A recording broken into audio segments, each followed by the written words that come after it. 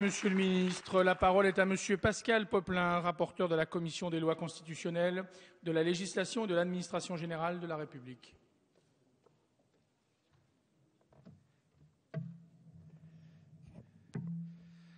Monsieur le Président, Monsieur le Ministre, Monsieur le Président de la Commission des lois, mes chers collègues, cette lecture définitive est l'occasion d'un regard sur le travail collectif que nous avons accompli ensemble en vue d'adapter et de moderniser certains modes de scrutin locaux.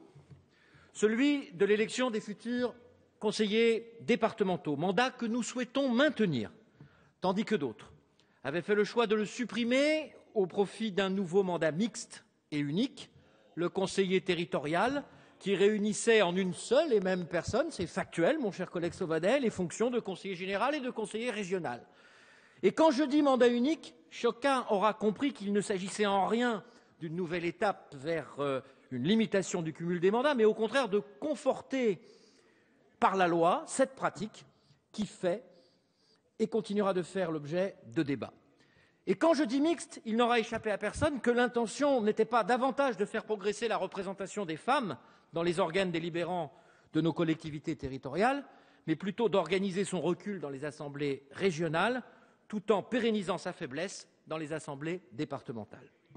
Il n'est donc pas étonnant que notre proposition de rétablissement des élus départementaux, choisie au moyen d'un mode de scrutin nouveau, qui concilie tout à la fois l'ancrage territorial et que confère l'élection au scrutin majoritaire dans le cadre de cantons et la parité que permet le caractère binominal des candidatures, ait été le principal, pour ne pas dire finalement l'unique point de clivage de ce projet. J'ai entendu répéter durant nos débats que, pris par je ne sais quel mouvement de panique, nous aurions pour ambition de modifier tous les modes de scrutin durant ce quinquennat. Je me permets tout d'abord de faire remarquer aux tenants de cette argumentation que vouloir changer les modes de scrutin locaux au motif d'une pseudo-convenance politique de circonstance constituerait de notre part une démarche bien curieuse, puisque, avec les modes de scrutin existants, nous avons largement emporté les 3 dernières séquences d'élections territoriales qui se sont déroulées depuis 2004. Une telle affirmation est en outre inexacte. Ainsi, nous n'avons pas proposé de modifier le mode de scrutin qui était en vigueur pour les élections régionales lors de ces 2 dernières tenues. Il ne résulte pourtant pas de notre décision, mais bien de celle de la précédente majorité. Nous ne le considérons pas comme parfait, loin s'en faut, mais il répond à peu près convenablement aux objectifs que les citoyens sont en droit d'en attendre. Et j'observe que les seules tentatives pour faire évoluer lors de nos travaux ce mode de scrutin ont émané d'élus de l'opposition au Sénat à l'occasion de la 2e lecture.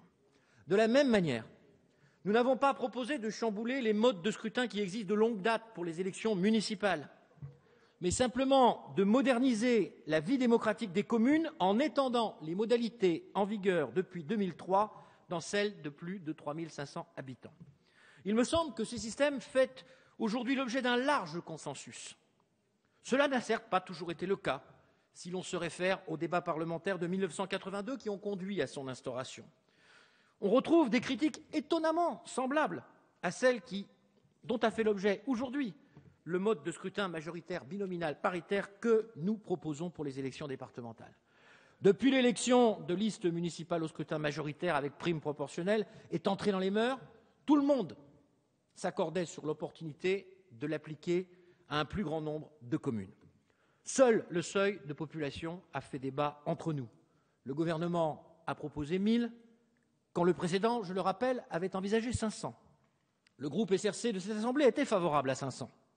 Sensible à l'insistance de nos collègues du groupe 2RDP, emmenés par Alain Touré, à l'écoute de l'amicale pression des maires de France, de l'Association des maires de France, relayée dans cet hémicycle par le président Pélissard, et soucieux de rassembler le plus largement possible, le point d'équilibre a été trouvé à 1000 lors de la nouvelle lecture de la semaine dernière. J'ai la conviction personnelle qu'il s'agit là d'une étape vers la généralisation du scrutin de liste dans toutes les communes de France, des voix de plus en plus nombreuses émanant d'élus de terrain de toute sensibilité politique, pointant le travers et l'archaïsme du système du panachage.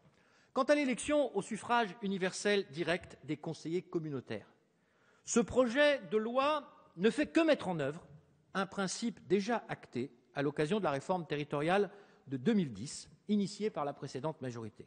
Donner aux citoyens la possibilité de choisir directement ceux qui ont la mission d'exercer les compétences de plus en plus importantes dévolues aux établissements publics de coopération intercommunale s'inscrit pleinement dans le sens de l'histoire et fait l'objet d'un large consensus, à l'exception, je leur en donne acte, de nos collègues du Front de gauche, comme l'a exprimé Marc Dolay, avec la constance que nous lui connaissons.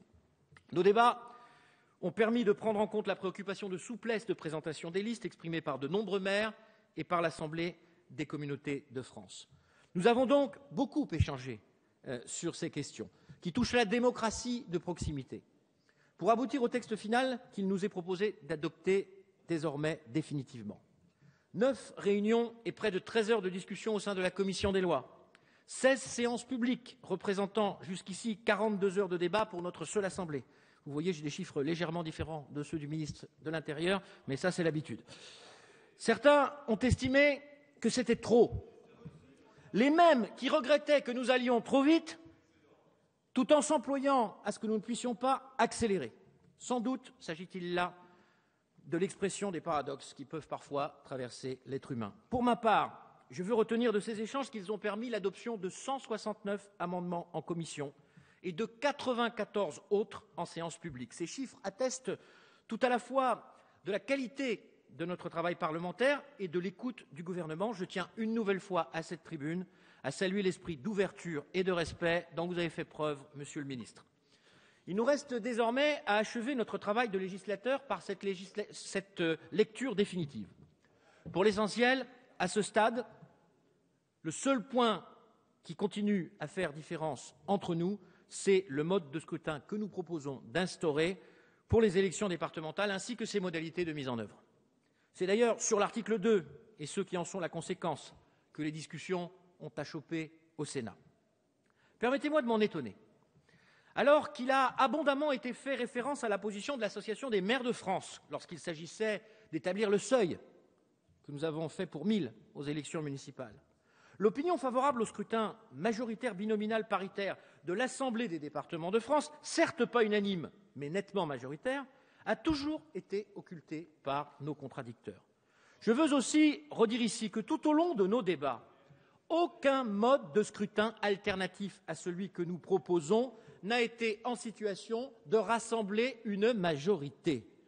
On peut le comprendre au sein de notre Assemblée, mais il n'en a pas été autrement au Sénat, où la chose eût été arithmétiquement plus aisément possible. Nos collègues du groupe écolo autour de Paul Molac, tout comme ceux du Front de gauche, ont défendu avec conviction le scrutin proportionnel. C'est leur cohérence, puisqu'ils considèrent que toutes les élections de notre République devraient se dérouler ainsi. J'aurais donc peine à les convaincre, mais je veux toutefois soumettre à leur sagacité un dernier argument. Organiser le même jour 2 élections distinctes, l'une pour la région, l'autre pour le département, avec le même mode de scrutin, c'est, d'une certaine manière, valider le principe d'interchangeabilité des conseillers départementaux et des conseillers régionaux, donc l'idée du conseiller territorial qu'ils ont, avec nous, souhaité abroger. Alors, sur cette question du mode de scrutin départemental, dont certes le principe majoritaire les rebute, mais dont je pense le volet paritaire leur convient, j'ai envie de leur dire, à ce moment de nos débats, mes chers collègues, il faut parfois savoir arrêter une grève. La position de nos collègues de l'opposition a été pour moi moins claire. Il ne m'a pas échappé, comment aurait-il pu en être autrement, qu'ils ne voulaient pas du scrutin binominal paritaire. Mais que nous proposait-il à la place? Notre collègue Sauvadet, au nom de l'UDI, a fait preuve d'inventivité lui aussi, en défendant, avec la même conviction d'ailleurs, plusieurs alternatives aux effets pourtant différents, très différents les uns des autres. Malgré tout son talent et toute l'énergie qu'il a déployée, ces propositions n'ont pas eu l'heure de convaincre, même si l'UMP, dans un prudent mouvement qu'il n'a opéré qu'à l'Assemblée, parce qu'un tel amendement n'avait ici aucune chance d'être adopté, a fait mine, à la toute fin de la nouvelle lecture, de se rallier au scrutin proportionnel. Mais, mes chers collègues, vous êtes en revanche bien gardés de faire la même chose au Sénat, où l'entreprise aurait peut-être pu être couronnée de succès, ce qui prouve combien vous teniez à cette proportionnelle. Bref, une majorité de rejet pour des raisons non convergentes a pu être réunie au Sénat, mais aucune majorité de projet pour un autre mode de scrutin départemental n'a pu y émerger. Et ce n'est pas aujourd'hui, ici, qu'il pourra en être autrement à l'Assemblée nationale, où une majorité existe pour doter notre République d'un mode de scrutin nouveau, moderne et clair, qui permettra de maintenir l'ancrage territorial des élus départementaux, demain aussi nombreux que les élus départementaux.